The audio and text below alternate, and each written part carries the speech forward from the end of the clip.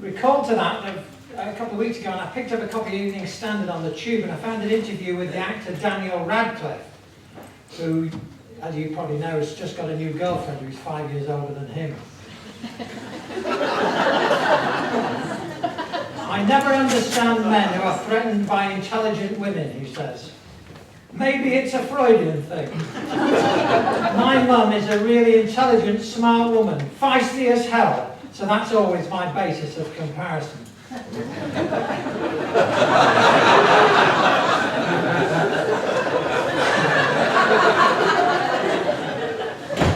I turned over the same page to find a review of a new novel, which is based on the story of Freud's mistress, the theory that he had an affair with his sister-in-law, a notion for which there's no historical evidence whatsoever, but it's an extensive novel and a discussion of how this invalidates all of Freud's theories. But my favourite Freud story of recent times was you probably saw this Greenpeace stunt where half a dozen people climbed up the Shard in London to protest about something or other. You probably noticed that. You didn't notice that the operation was called Operation Sigmund.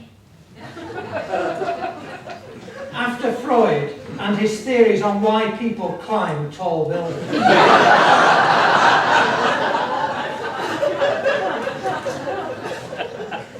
Confess I indulged myself in a little quiet snigger to thinking that if one of them had fallen off the Shard and I'd have laughed about it, that would be what you'd call Schadenfreude.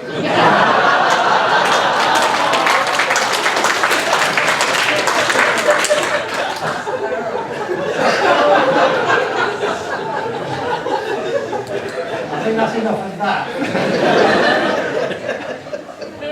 I think anybody who's subjected to such gratuitous abuse over such a long period of time, I mean now so many decades after his death, you have to conclude he must be onto something. And I think in that spirit, I want to look at a couple of aspects. I haven't got a lot of time, it's obviously a vast subject, but just look at a few aspects of Freud.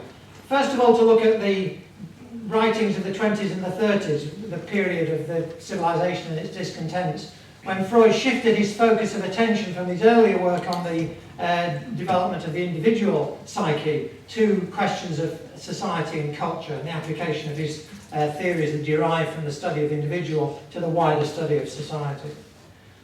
Secondly, I want to look at, in a more detail, the key aspect of that, the concept of repression. As he said, the keystone for the understanding of neuroses, as it developed from the early psychoanalytic studies, and on the other hand, a key element of a culture, as he described all human cultures based on coercion, the repression of instinct, the suppression of instinctive drives. And then finally, I want to turn fairly briefly to look at not so much at Freud as the revisions of Freud, the assimilation of Freud after his death in somewhat revised, I would say neutralised, trivialised forms. Just to look at, put the whole thing in a bit of wider context. So, let's talk about civilization and its discontents. The context of it, obviously very familiar to you all, but it's just worth emphasising, it was written in very grim times, in between the First World War and the Second World War, a period of great turbulence in Europe and great trauma to everybody who lived through it. Vienna, a city right at the centre of that turbulence. It was a period during which Freud himself lived through a terminal illness, a progressively developing oropharyngeal cancer, which is a very debilitating character. It's also worth pointing out he was an old man. He was in his 70s and 80s during this period. So it's not surprising that there's a somewhat dark and pessimistic tone. In fact, some might be more surprising, it's not even darker and more pessimistic. The whole work is based on a complex analogy between, on the one hand, the notions developed through the study of the individual, and on the other hand, the development of society. The early work on the whole development of psychoanalysis, the study of the development of the infant, in the basic relations of the family, the development of the theories of the conscious and the unconscious, the ego, the id and the superego, all this is very familiar. The application of the techniques he developed in that area, particularly dream analysis, but other things as well, and the presentation of a complex systematic theory of the human mind of a quite extraordinarily ambitious and creative character, developed and presented in the mechanistic metaphors of 19th century science, with which Freud was very familiar, from which culture he directly emerged and indeed never abandoned. The development that took place subsequently was the application or the shift away from those clinical methods to the methods of the study of history and anthropology and culture and religion that were required to try and grasp the significance of this basic theory of the development of the individual psyche to the development of human society. And he turned back to, it's actually some earlier work, Totem and Taboo, written before the First World War, described accurately, I think, as a vast anthropological fantasy, which takes us back here to the territory we discussed the other day in the lecture on Rousseau, the primal horde, not much far removed from the orangutans that Professor O'Grady mentioned. So the primal horde itself, interestingly, a concept derived directly from Darwin.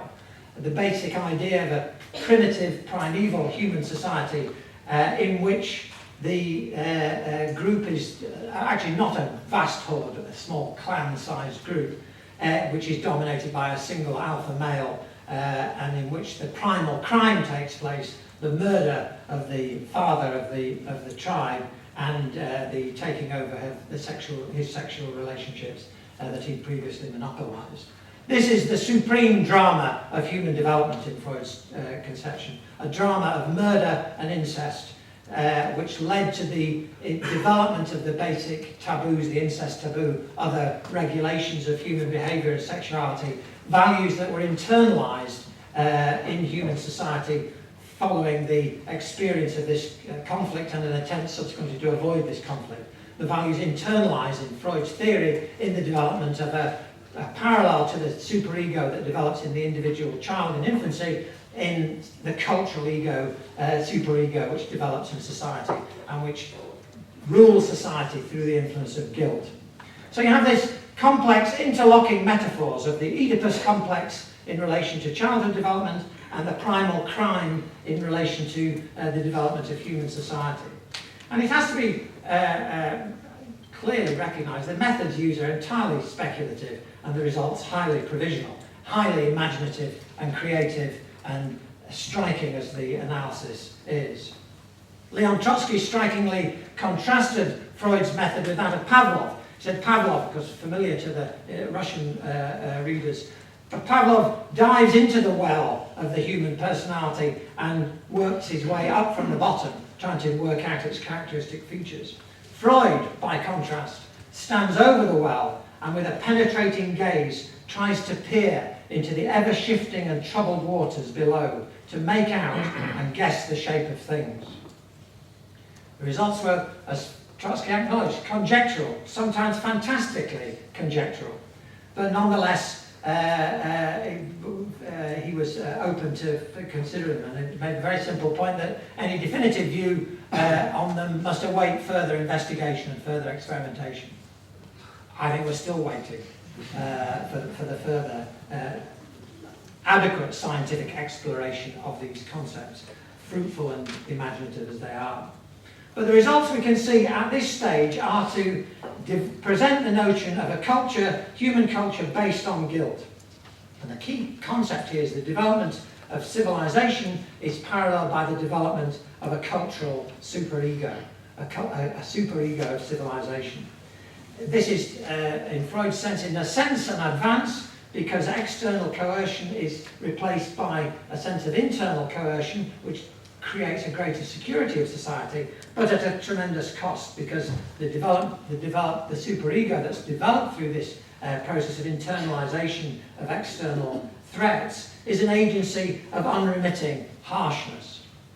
This is very important to grasp this, the particular character of this superego, because people it's often confused with the notion of conscience or blended with it, but the concept of the superego is not synonymous with conscience, although it may include it. The idea of conscience is a conscious, rational force that guides human behaviour. The superego is beyond reason, beyond the needs and the reach of reason. It's an unconscious process that's developed through the assimilation of human social and historical experience. And the guilt that it's based on is not a guilt that we would understand in terms of remorse at a crime actually committed, but the result of an unfulfilled wish to commit such a crime. In other words, the wish of the young person to kill the father of the tribe and to possess the mother. This wish being, and its whole emotional intensity being repressed, is experienced as a negation of emotion, as experienced as anxiety and depression, negative emotions, which of course are a universal feature of human experience. And driven by this concept of guilt, the superego acts to deny the human being gratification, delight, even desire, as the price it exacts for maintaining some sort of stability in society. Inevitably, the existence of this harsh and punitive force provokes hostility, and Freud outlines a number of particular areas where the tensions that result in cultures as a result of this. One area is the sexual division of labour, the division of labour between women being the responsibility for the family and the home, and the men being involved in public life. That's one area of inevitable tensions. More specifically, the restrictions on sexual life that are imposed as a consequence, the development from the incest taboo on other restrictions to prevent illegitimacy, to enforce monogamy, all of which had become a very systematic feature of contemporary human society, and in which in Freud's memorable term, it was resulting in a sexuality which has severely impaired the life of human society. So his concept of the culture, the civilization that had emerged as a result of this historical experience, was one which was a product of unremitting, continuing struggle and conflict between the forces on the one hand of eros, the force of life, and on the other hand, the death instinct, the forces of aggression and destruction. The life-affirming instinct, not only the quest for sexual gratification in a selfish sense, but also the sense of reaching out to other human beings in a spirit of solidarity and towards the unity and harmony of society, threatened eternally by the persistence of aggressive symptoms, which Freud recognised as being the major threat, which constantly, and a whole complex ethical framework had to be developed in order to try and society contain those. The important point to note just in passing here is that although Freud has the concept of the superego the cultural superego as an unconscious force, of course it has a substantial public and a private one in the terms of the life of the individual in society. It has a substantial public component, that the personal behaviour of the individual is policed not only by the punitive superego, as we well know, but also by the teacher, by the priest, by the forces of the state in modern society. So that it can't be, and this is part of the problem of extending the analogy from the individual to the wider society, is that some of the specific features of society, in particular all the complex mediating features of social institutions, are somewhat lost in this transition.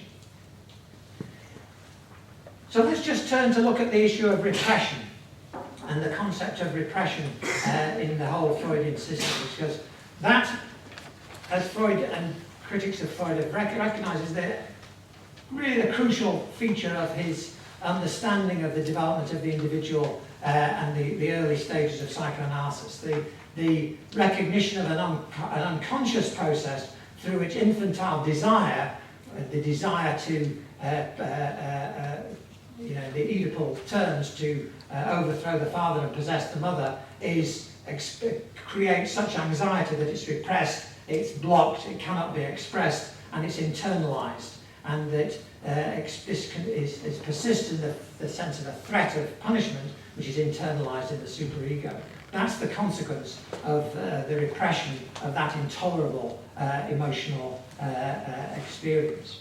And the sense of, you might characterize as a normal development, that balance between the ego and the id exists in a state of tension, but in some sort of balance.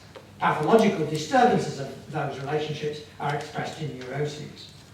So that concept of repression is then extended onto the cultural social scale in the development of the cultural superego, the superego of civilization, where there's a sense that every internal barrier of repression is the result of an experience of an external obstacle starting from the primal crime and continuing onwards.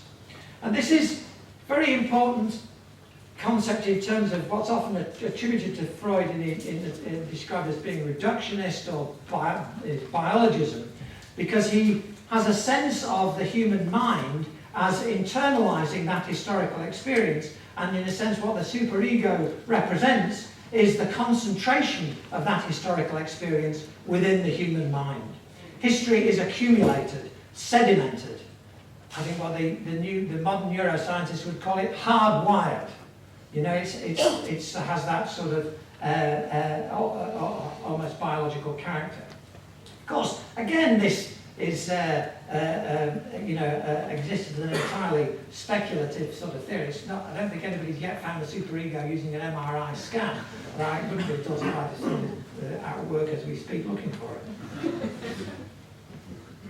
But leaving aside the dark history of the emergence of the superego, and how what might start off as a rational, pragmatic authority is turned into a gratuitous tyranny in the form of the fully developed superego and all the intensity of emotional energy that it contains. It raises the possibility, the possibility emerges out of this analysis is, can the superego be brought under any form of rational control? That's the question that emerges in the cause of advancing the spirit of human happiness, which, as Freud fully recognised and discusses at length, is frustrated by the development of that repressive power. And Freud raises that question and gives a rather tentative and gentle, but ultimately sceptical reply, that he is not really confident that there is a very much scope for bringing the intensity of these forces under control, and that the very least that you can derive from his analysis is that the human mind is a given of biology and history, and it's not to be lightly manipulated. I think that's the conclusion that really emerges. I would say that there's no scope for intervention in it, but it's not to be achieved lightly. I on that note, move to the third area of this discussion, the question of the revisionists, because that is precisely the focus of much of the controversy around Freud, actually during his life, but even more after it. Because the notion that life in modern society is largely intractable is very difficult to live with. It's very much alien to the prevailing ideology of the modern world. It's particularly alien to the modern world in which the traditions of Freudian psychoanalysis ended up after the Second World War, which is North America, which has a generally much more positive and optimistic sense of the development of society, and was not burdened by any great exposure to the Hegelian dialectical tradition that in some respects Freud emerged from. So, but it's quite interesting to note that although that questioning and challenging of Freud reached large-scale dimensions in the immediate post-war America, all the critiques, as many people have observed, go back to Alfred Adler, who was the first of the psychoanalytic brothers to part from Freud even before Jung in 1911. The first sort of major schism in the ranks of psychoanalysis were with Adler, who of course was significantly a social democratic politician of some significance. And Adler's key break with Freud took place around these fundamental issues of the role of repression, of infantile sexuality, of the Oedipus complex, which indeed has been the focus of much of the, obviously a tremendous amount of complicated disagreements, but the central issue always comes back to that. And the inclination to replace Freud's emphasis on the instinctual dynamic, the drive of the importance of biological drives in terms of the human personality and human society, with a greater emphasis on external and social factors, the elevation of the external over the internal factors, and the divorce of the one from the other in an increasingly one-sided way. And of course, the critics have always been particularly damning of Freud's reductionism, his biologism, his emphasis on, as I say, an instinct rather than social values, and rather neglected all the criticism tended to have a very one-sided way, not to grasp the very subtle way in which Freud always had a sense of, as somebody says, peeling away the social norms to reveal the inner dynamic. Freud is always concerned about the interaction of the external and internal aspects of this process, both historically, culturally, but of course also in relation to the individual as well, but particularly in terms of this discussion, in terms of the historical, cultural issue. And so there's a striking contrast that you can see, and many people have drawn attention to this. You know, on the one hand, you can see Freud, who was rather conservative politically, but theoretically radical, and willing to follow where his theoretical inclinations drew him into most views that were profoundly shocking on infantile sexuality and issues like that to contemporary society.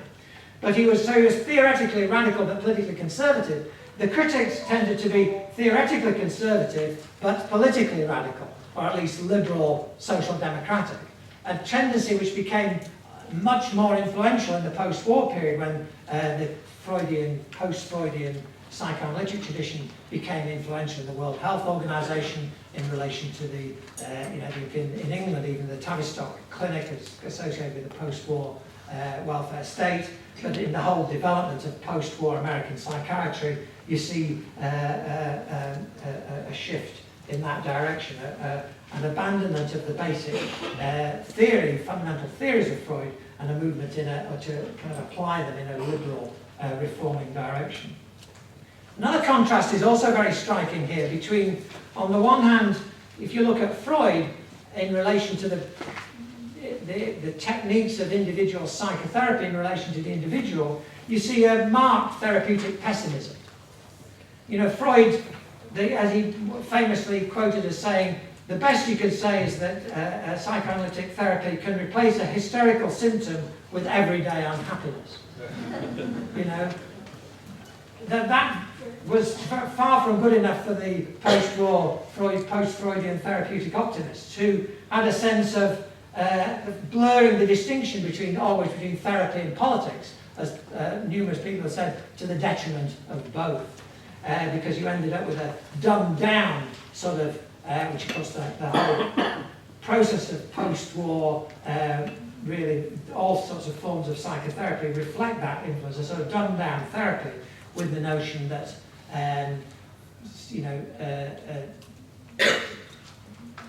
benign social reforming Great Society, all the way from the American Great Society to Sure Start, can implement the insights from psychology in a way which can deal with the fundamental psychological problems of the individual in modern society.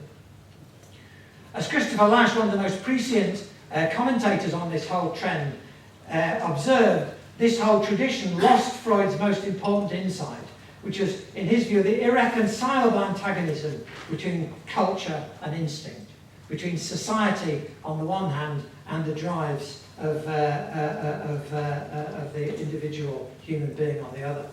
And as he emphasised, it was not a question, as people tended to see it, merely abandoning the external constraints on human behaviour, which is in a way what the liberal tradition developed in its fullest way in the sort of notion of the permissive society, abandon all restraints on human behaviour, and that will solve all the problems.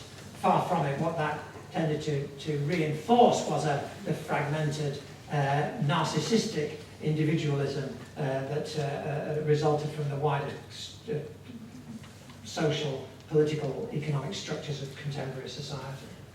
So I think that's the consequence of the subsequent developments of that in the post-war period. And just saying in conclusion, going back to Auden, Freud was often wrong sometimes absurd. And there's no doubt, I mean, I think, you know, his involvement with Fleiss, for example, was a complete charlatan. The cocaine moment, I think, was a bit of a mistake. Some of the quarrels in the world of psychoanalysis weren't very edifying. Although, I must say, the thing I found myself taking the greatest exception to in reading some of the recent biographies of Freud was the discovery that he was a supporter of the thesis that the Earl of Oxford wrote Shakespeare's play. Which I think, I mean, I don't begrudge a man a bit of cocaine, but that's But looking back on Freud, you know, in some respects, yeah, I think it's fair to acknowledge one of his greatest achievements. It is in a way what he's most popularly associated with, which is sexual liberation.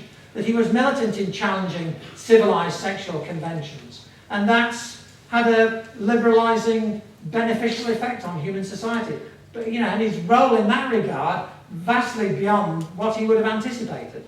And you might say that that is not without its adverse effects as well. But on balance, you'd say in the development of human happiness, I think he's made some significant contribution there. And so, drawing a balance on Freud, I would generally take a rather positive view and echo the view of his great biographer Ernest Jones, that he was a man who looked at the world without illusions, but with a warm humanitarian feeling. As Stuart Hughes, another astute commentator on Freud, observed, he confronted the facts of existence with a judicious combination of reason, realism, and humanity. And noted Freud's conspicuous courage, you know, his courage to deny himself the consolation of religion and to defy religious convention in a very straightforward and positive way to the very end of his life. I think Freud summed up his own, you know, the balance of his contribution, you know, very well himself in The Future of an Illusion. I'll just read a brief statement from that by way of ending. We may insist as much as we like that the human intellect is weak in comparison with human instincts, and be right in doing so. But nevertheless, there is something peculiar about this weakness. The voice of intellect is a soft one, but it does not rest until it has gained a hearing. Ultimately, after endlessly repeated rebuffs, it succeeds. This is one of the few points in which one may be optimistic about the future of mankind, but in itself, it signifies not a little. And one can make it a starting point for yet other hopes. The primacy of intellect lies in the far, far, but still probably not infinite, distance. Thank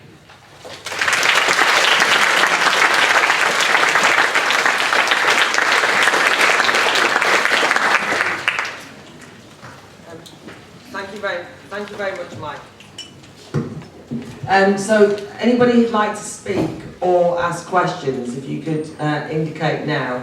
I have to say that the Freud discussion has been the one that's had a lot of airtime over the coffee breaks in the build-up to this. So I know that people are kind of not sure about it and have things to say, so do take this opportunity to say them. So I'm going to start in the front here with Kerry, please. Sorry.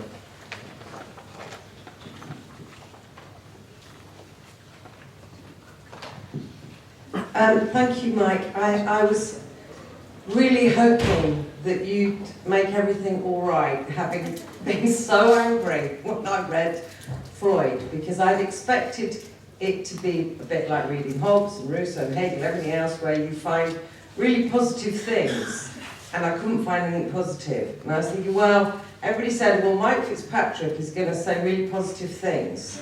But aside from your points about sexual liberation, which I can see that as a positive, I still don't know what we really get from Freud. You know, what is so important about his breakthrough and what he was at the time. I enjoyed reading Civilization and Discontent, and its discontent. I found it very, very pessimistic.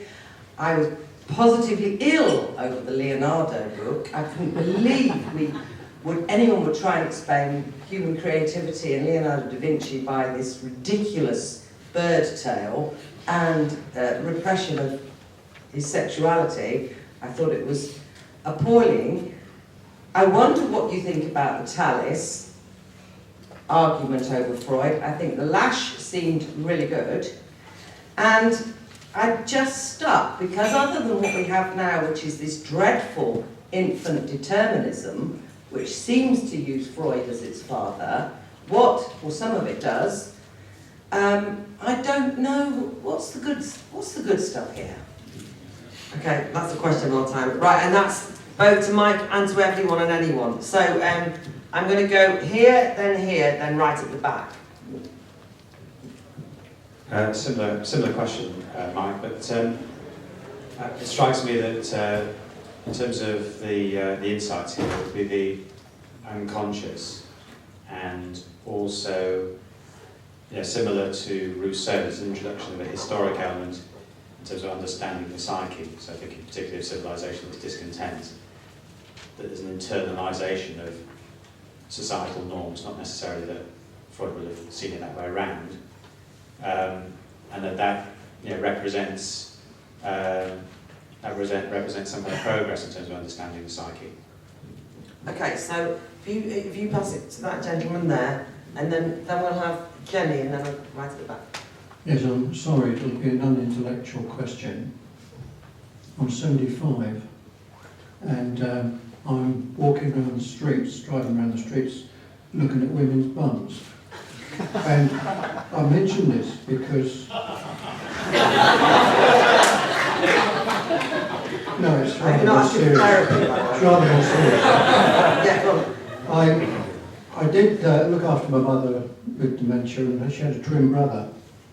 And when Uncle Arthur moved into sheltered accommodation, I was told by the warden that one's personalities tend to come out more when you're older. When he moved into a care home, he was in one particular section, and then he moved to another one. I said, why have you moved in from A to B?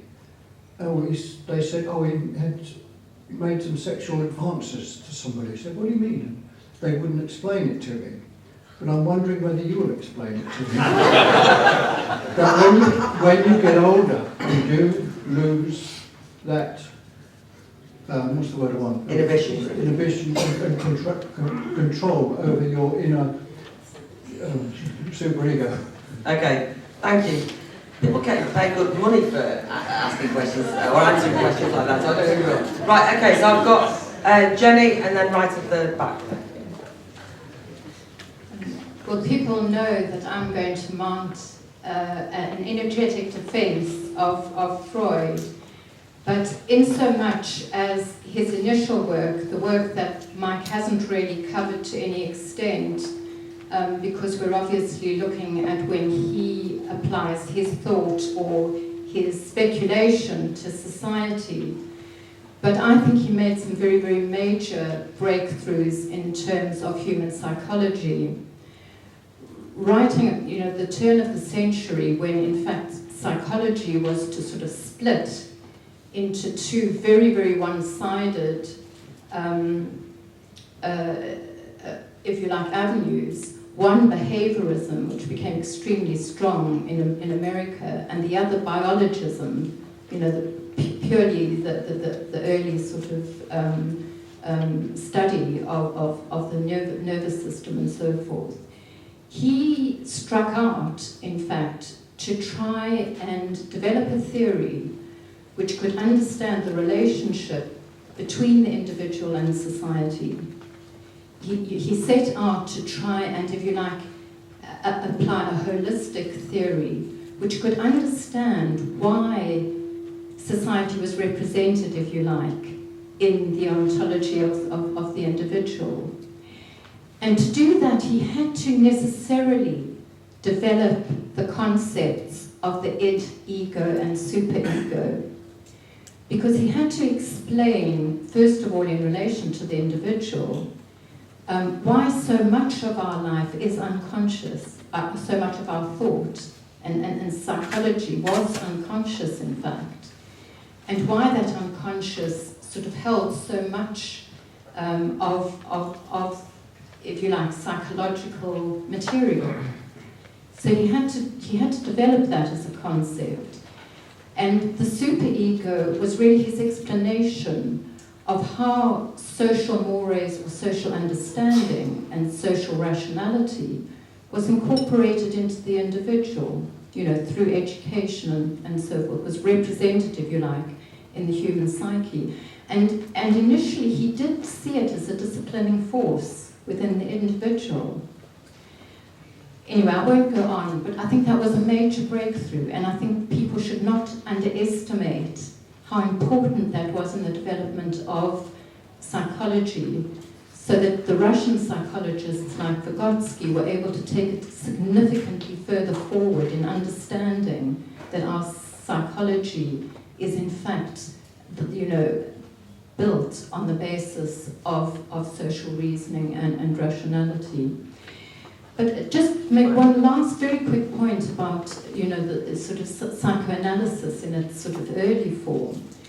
He did see that, in fact, the individual could actually achieve greater control of themselves and their instincts, in fact, through the application of rationally understanding both what drove them instinctively and their emotions, in order to get greater integrity, if you like, of the individual.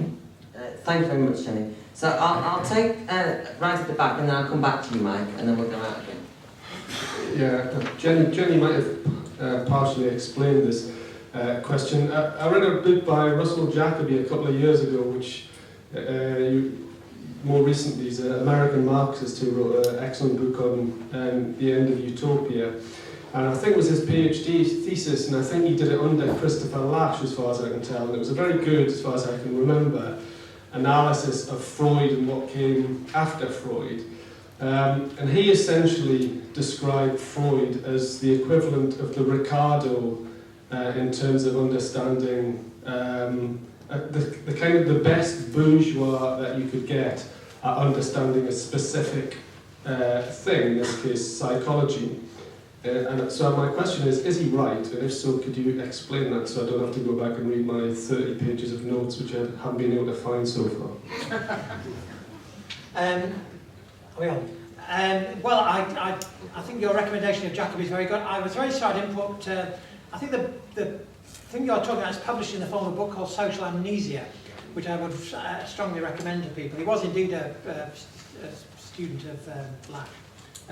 As somebody was saying the other night. The interesting thing about Jacoby is that he, because he comes out of the Marxist tradition, he's particularly astute to the concern with the problem of subjectivity in the immediate post-war period, and the way in which the problem of the defeats that were experienced by the international left in the period going up to the Second World War were considered on the one hand by people like Korsch and Lukács in political terms, on the other by the Frankfurt School very strongly in, as we know in psychoanalytic terms, in the development of the Freudian tradition. And he develops a very rigorous critique of that understanding, and the point he makes about them is that the humanist psychology that they developed proposed not to destroy dehumanization, but to humanize it. That was the way he put it. In other words, that they were the consequence of the sort of low-key therapeutic interventions that they were recommending as a sort of political or a kind of psychological solution to a political problem, had the effect of reconciling people to the alienated and isolated existences that they were experienced. And that, and indeed it was him who very much outlined that problem of that their attempts to humanize Freud, they lost sight of the tension between therapy and politics and confused the whole, then ended up, on the one hand, fetishizing subjectivity, on the other hand, bouncing back into an extreme objective way of looking at politics, neither of which could get them anywhere. But they the stronger tendency of that trend was to fetishize subjectivity, all that preoccupation with the emotional self, the personal is the political, emphasis on authenticity, experience. You know, they kind of prescribed an as he put it, an intensifying subjectivity as a solution to the problem of declining subjectivity, so that their cure was they were prescribing the illness as a cure, the cure as an illness, or whatever it is, the other way around. That's on that. What is the good stuff here? I think, well, Jenny outlined that, I think, very articulately. You know, you know, looking at it historically, you just have to see the monumental progress that was in terms of creating a kind of structure and functional understanding of the development of the human mind. You know, and the understanding, insight that provides into a whole variety of mental illnesses. Whether, you know, obviously the whole question of whether the techniques that emerge from that are actually effective in dealing with that's another whole question. And, you know, but I think even on that respect, I think Freud's emphasis on a sort of having limited and discrete objectives is a very sound one in comparison with the subsequent developments of that. The persistence of sexual desire is one of the great life-affirming things. I, for a long time, was GP to an old people's home, and I remember I had a very interesting experience. It's one of the great revelations of the development of Viagra. Because Viagra, when it came out, suddenly there was a lot of old people who were getting prescriptions for Viagra, and there was an old people's home where people used to get prescriptions like give them a little old Viagra, great. And I remember going there one day, and there was some of the nurses there were saying to me, this very old lady here, she has a visitor comes every week, and they're making a hell of a lot of noise in that room. What do you think they're doing? I said, I think they're having sex. But it was almost as shocking to her as the revelation of infantile sexuality. But I think it was one of the great things about Viagra was to reveal the fact, and to a somewhat shocked younger constituency, old people do in fact continue to have sex. Good on them. I'm looking forward to it.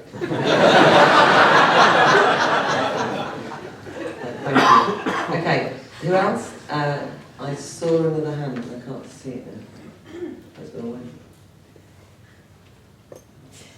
There's somebody there? Behind? Okay, okay, we'll come up. Thanks. Just a quick question. Do you think that Freud could at all be called a philosopher? Just because if you look, I mean, he's usually just seen as a sort of psychoanalyst or maybe even with civilization is discontents, maybe some kind of social anthropologist, but do you think he could be called a philosopher? And if not, why not? And I ask because if you look on the Stanford Encyclopedia of Philosophy, he's not there apart from in the footnotes. So I just wondered, yeah. Okay, thank you. And I think there's a couple of other hands there too. It was just on this point about how Freud saw his own work, and we've had this conversation before, but Freud compared his project of psychoanalysis to the Zeta Z land reclamation project. So he certainly didn't want it to be counterposed, the psychological, to the material. He saw he was he affirmed human progress and human modernity, this massive project that was going to prevent the Netherlands suffering from floods. And just to go back to Claire's talk the other day, that's again a reference to Goethe and Faust's salvation. So you see that continuity with a humanist tradition. Okay, thanks. I'm not sure, Mike, you have answered. I guess what I want to know is why does his name create such antipathy? I mean, I have been shocked when preparing for the academy and saying to people, young people particularly, I'm reading Freud, what do you think about it? And it is, I won't read it, often young women, but a real palpable hatred of someone who does ideas, as I say, particularly people who haven't read it perhaps, and I know you seem to be saying in revisionists it was the notion that he says that life in modern society is largely intractable, but that doesn't seem to explain his modern vilification for young people, I guess. The person in front of you. Yes, I just wanted to say something about, I'm like the man Nietzsche, like Ken doing Nietzsche yesterday, you were doing Freud today, giving us a really nice argument about Freud. And my reading of the Lash, not having known anything about Freud before, I had partly a question, which was I wondered what you thought about what you could say if you could say something about Jung, because I know you said that you put out a proviso of limited concrete objectives in terms of using behavioural therapy, or I presume the kind of what you're talking about is LA therapy.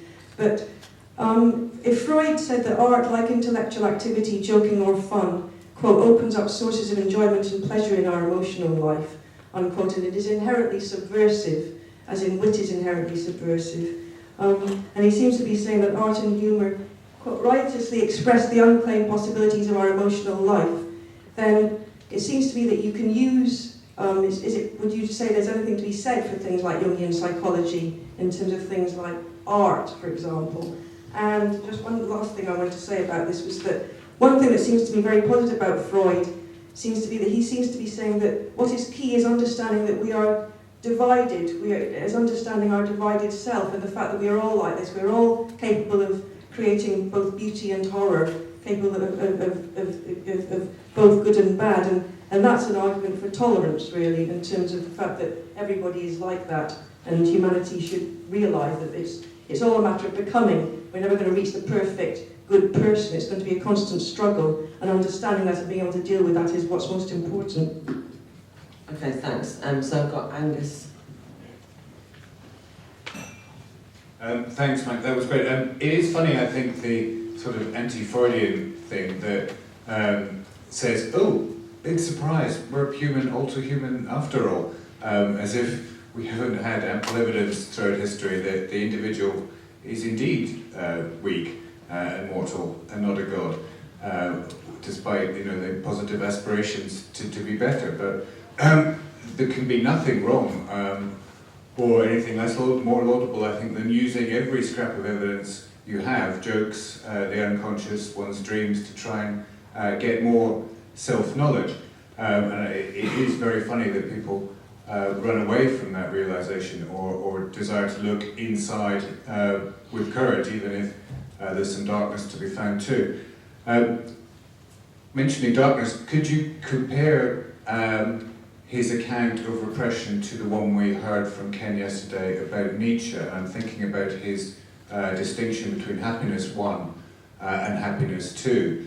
So, sexual liberation and Viagra and so on might, would that fit into sort of happiness 1, herd contentment, and happiness 2 of the repression of the drives by the master drive, does accept everyday unhappiness, the suffering that goes with that repression, but certainly the version we heard of Nietzsche's concept of happiness 2 yesterday, so that was a price worth paying for the ability to create cultural products and something of lasting value. Okay, thanks. So there's a gentleman here in the pink shirt first.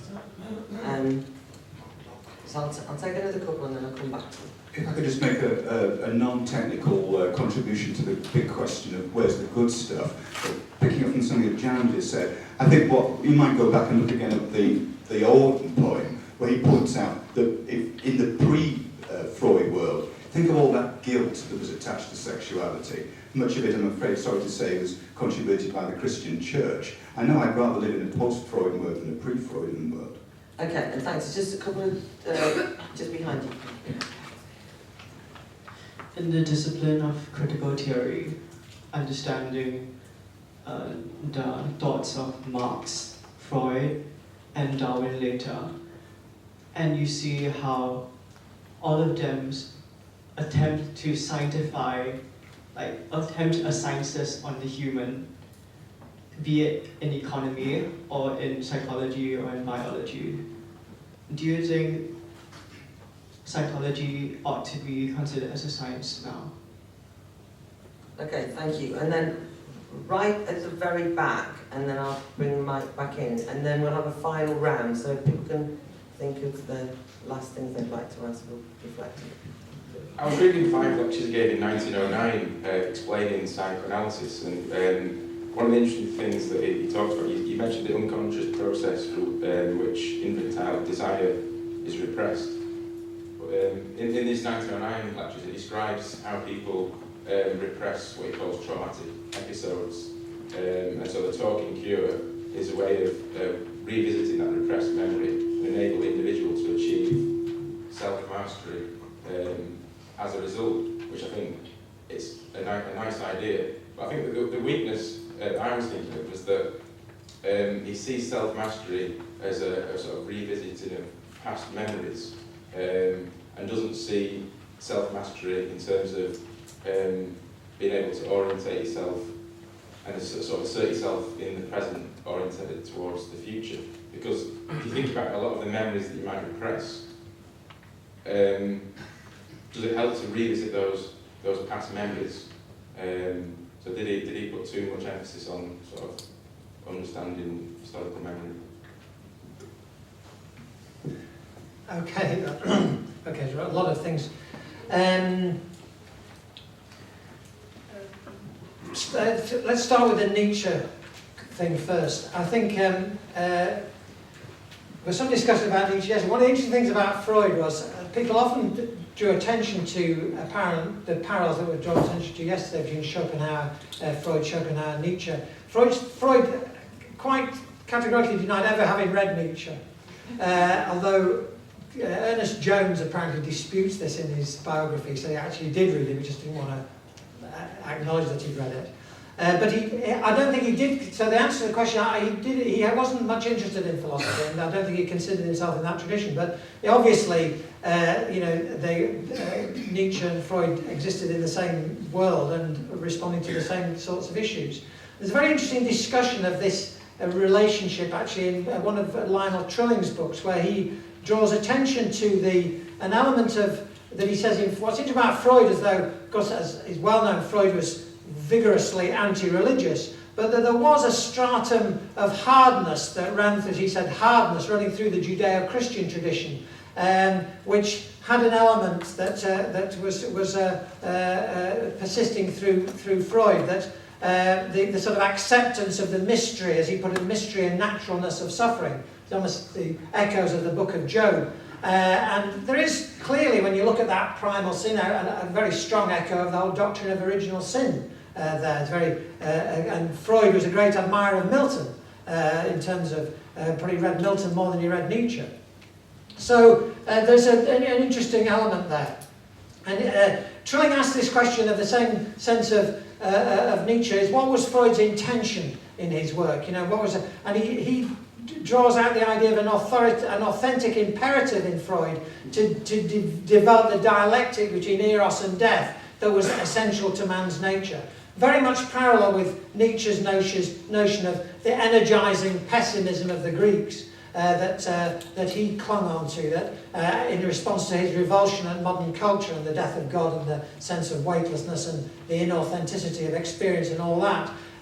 Rather like Freud, as Freud clung on to the energizing pessimism of the Greeks, a certain pessimism of Freud in the sense of the embracing of human suffering. And that sense of happiness too, is very much that, a recognition that contentment is good, bit of Viagra for the old folks, so fine. But suffering contributes to a deeper sense of happiness in the sense of a more fulfilled human existence. Marx himself also made this point of that suffering, humanly considered, was an enjoyment of the self for man. And that, that I think that those outlooks all come out of that same kind of historical moment. Why is Freud so vilified? I think that one of the things that you have to grasp is just how historically innovatory his theory was, and just how frightening the notion of the unconscious is. You know, it's quite interesting, there's a term people... Terry Eagleton, in an interesting article, drew attention to this. People in literary criticism like to talk about the subconscious. Freud talked about the unconscious. You know, the subconscious sounds a rather friendly place. The unconscious is deep, dark shit, you know. That's what Freud was talking about. The id is rampant, violent, dangerous stuff, you know. People are frightened of confronting that in their lives, you know. Freud revealed that these are forces in the individual psyche that need to be acknowledged, and they're forces in society that need to be contained. And I think I endorse some of the points that people made about draining the Zida Z. You know, there's steps can be taken to move in that direction, but I don't think one should be surprised that people pointing that out should incur some opprobrium.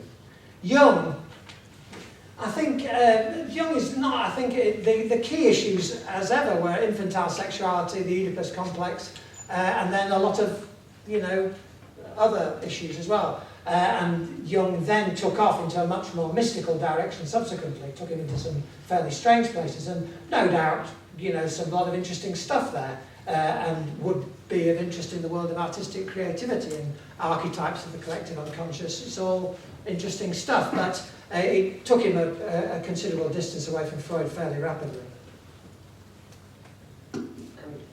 The memory question is what, but maybe you can come back to it. Yeah, well, that's a good thing to end on if anyone else wants to. So, any final questions or thoughts then from anyone? So, yes, I've got two hands there. So, there and then back, yeah.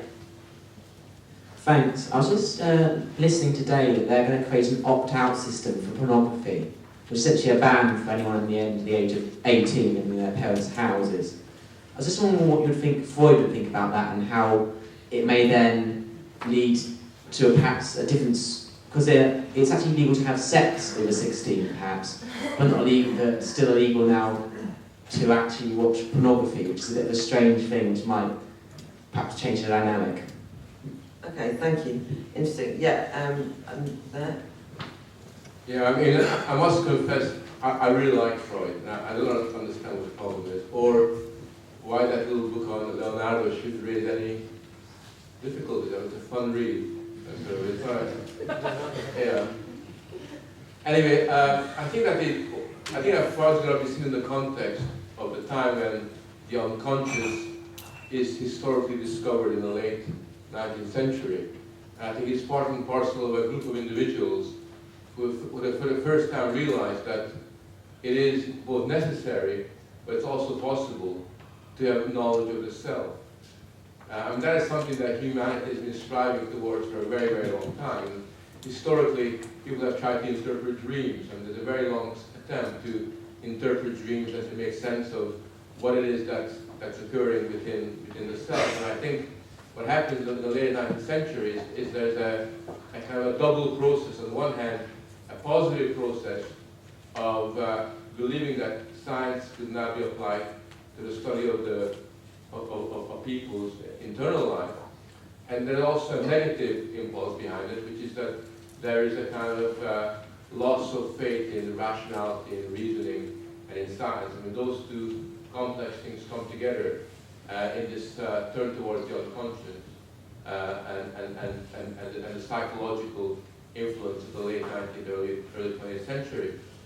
And I think that what Freud does is the first attempt to provide a systematic, sort of orientation towards unraveling a lot of this thing. And whatever you take from him, at least there's an attempt to, a very clear project there of mastering it and allowing us to, in a sense, use that and develop it in our own ways. And the very fact that psychiatry and psychoanalysis and its derivative branches have become so influential in our life indicate that he had something going for him. Otherwise, all of this stuff wouldn't occur. I think that there's one area where it's very easy to fall into the trap that Western society has historically fallen into. And I think that's the trap of, as Mike was suggesting, just now, of regarding the unconscious as this very negative terrain. You know, and it is very interesting that we very rarely conceptualize the unconscious as either being neutral or as an area where we can discover some interesting, potentially positive things. And you know, of course, you know, sort of within Freud, there's an emphasis on bringing out the dark side of the human psyche and internal life. But I think what seems to have happened, and this is why Freud is so unacceptable today, especially by people that have never read him, is the fact that the unconscious has become something that we're even more afraid of than we were before. And I think you can see that, for example, the way in which human intimacy is continually recast in the most destructive form, where various forms of abuse, the so-called dark side of the family, take the kind of issues that Freud was talking about to a far more intense level, way beyond what it was beforehand, and where our inner urges and our passions and our drives are almost always seen as markers of some kind of destructive form of interpersonal behavior, to the point at which that even friendship, never mind ordinary forms of intimacy, are kind of come with a health warning. And I think that's something that we need to kind of bear in mind, that in fact there is no need for us to go down the road of pathologizing the unconscious. And that it, you know, regardless of what we see there or discover, it cannot be the case that what is not something that we're aware of, that is within us, part of ourselves, has got to be, you know, sort of seen in such kind of a scared, you know, sort of perilous kind of a way. And I think what I would take from Freud is that at least Freud gives us potentially some of the ideas within which you could perhaps get a more balanced view on this very important aspect of our everyday existence. Okay, thank you. So I've got, I've seen two more. So that lady there.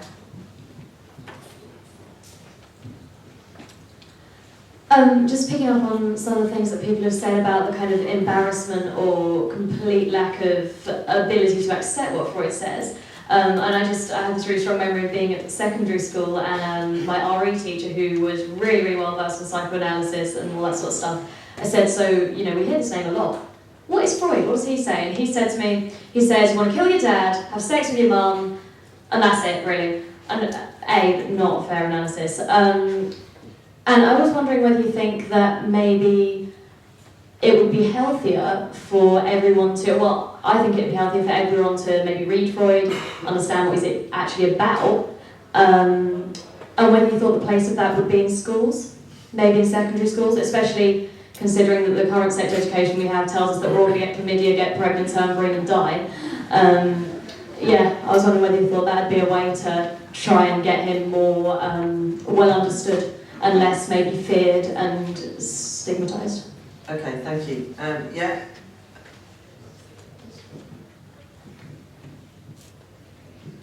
Hi, I would absolutely agree with the last 2 points that were made in that, as Frank was saying, it's so easy to sort of cast the id as something very, very destructive and violent and pessimistic, and the sentiments of you know, things like, oh my gosh, you know, Freud says I want to, you know, as a child I want to have sex with my mother. The child doesn't know what sex is. I mean, he doesn't mean literal penetrative sex. It's everything that comes with the idea of sex, such as desire, loss, intimacy, you know, actually trying, you know, to sort of tap into some sort of oceanic intimacy with another body. So I think, exactly as the last point was saying, we have to be so careful in, and actually rereading Freud for today actually makes me realise sort of how carefully we have to read them in a way, because they're actually very, very complex ideas, and it's sort of something that seems to permeate a culture to such an extent that we can talk about the unconscious, about the superego, sort of fairly confidently, and with a generally accurate grasp of them. But actually, when we start to, you know, as the lady said just now, you know, if we actually start to introduce them at a much more sophisticated level in a way, maybe earlier, it could sort of help. I mean, not maybe that we don't need to, but sort of help reorient, sort of reintegrate him as a more acceptable theorist. Oh yeah, sorry, yeah.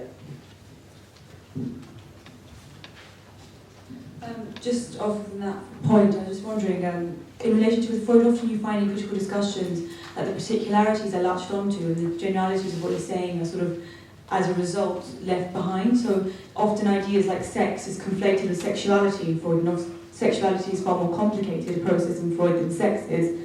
And I wonder if, in sort of the critical absorption of Freud in other avenues like literature and other things, if often the particularities have to be set aside. So when you look at the case studies, for instance, if they must be set aside and the broader application of the theory and the method should be focused on. I just wondered what you thought about that. Okay, so any final thoughts? Because anyone? I wanted to ask, so I'll just ask my question then. I think that, I mean, people have said some very interesting things, and I think the thing that's the secret for me is it's an attempt at, so self-knowledge and self-mastery is not something that you want to just say that's all bad, because it seems to me that one of the things that we've been trying to grasp with is how you might understand humanity, and that's part of it.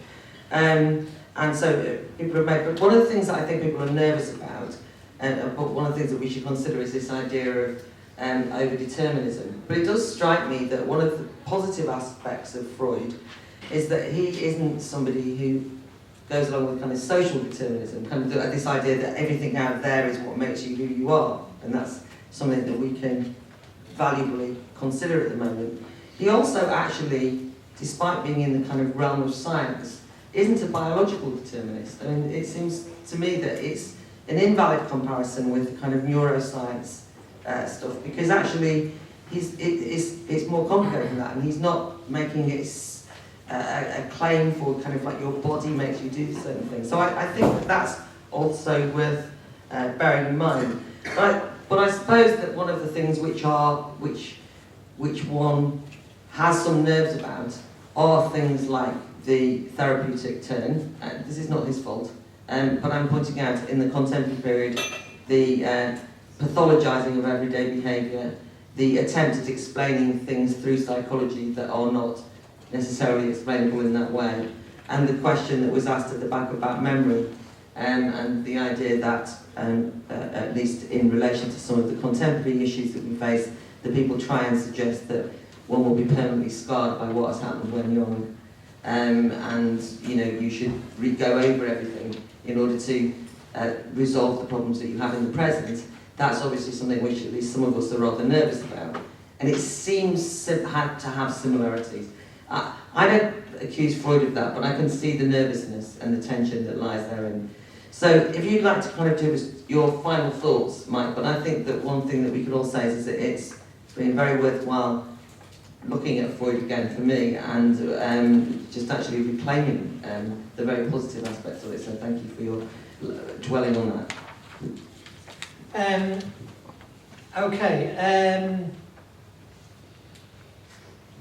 On the question of repressed memories, there are a lot of confusions here. The Freudian concept of repression is not really about memories, or indeed of traumatic experiences.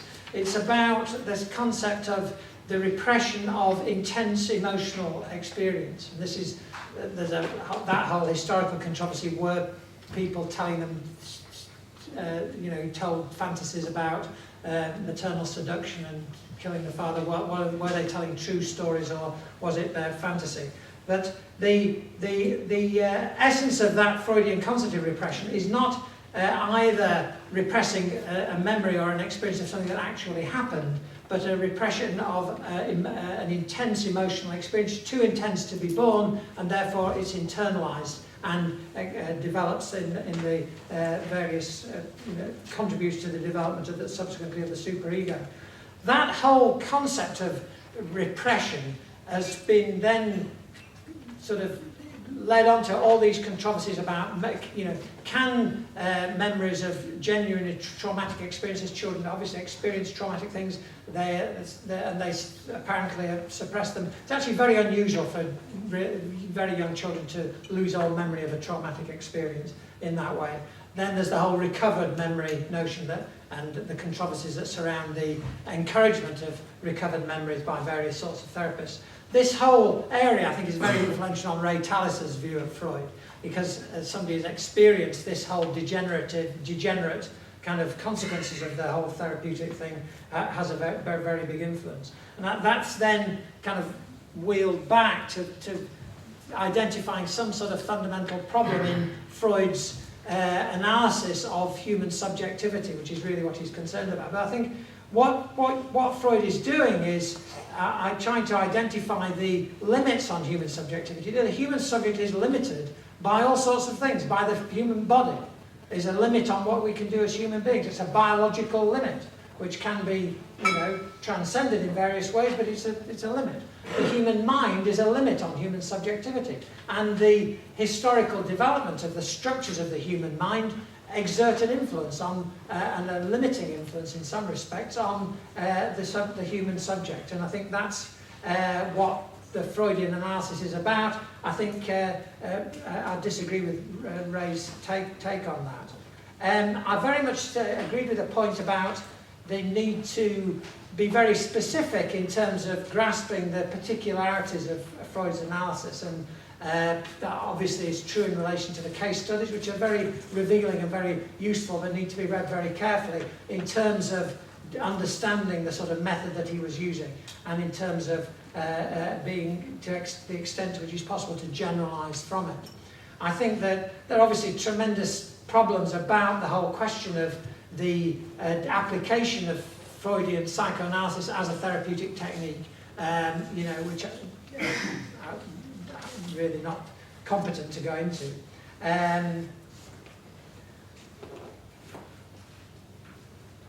But I do I'm very sympathetic with the idea of this should be taught at school, but I do think it's a bit heavy going.